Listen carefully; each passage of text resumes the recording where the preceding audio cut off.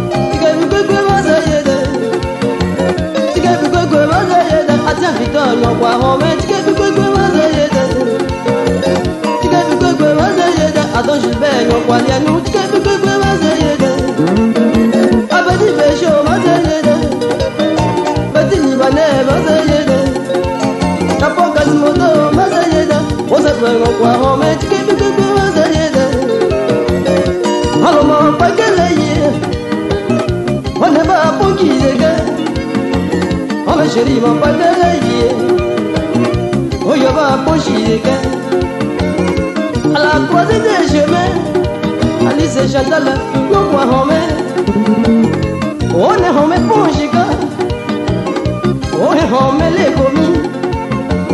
Ma bien que ça va au point, alors que ça va commis. Quand il va là, à pas que il est là, non quoi je m'en fous de ton mari.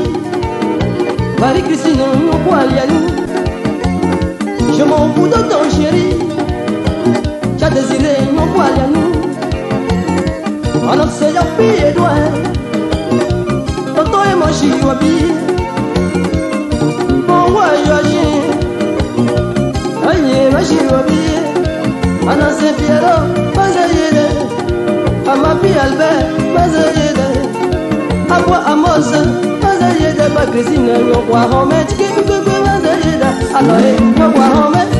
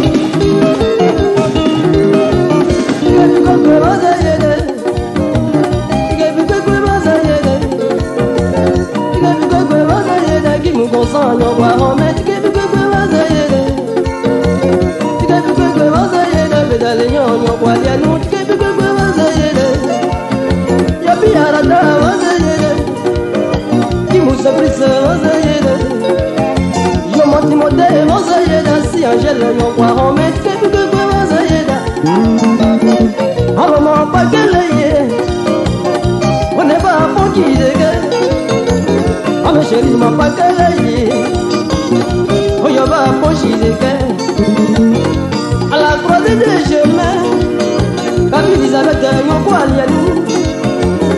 on est homé pour chica, on est homé les commis. Pas bien que ça va, alors que ça va commis.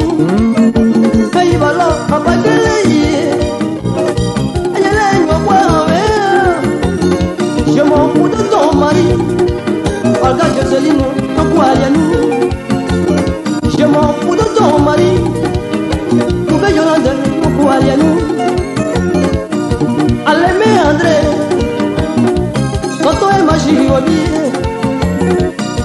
Atienotole Aye Oshi Obi Abajano Mazayere Nyami Laurent Mazayere Bobezeleze Mazayeda Shola Raza Nyogwa Home Tikiduke Kwa Mazayeda Aloe Nyogwa Home Tikiduke Mazayeda Alo Nyogwa Home Tikiduke Mazayeda Tikiduke Mazayeda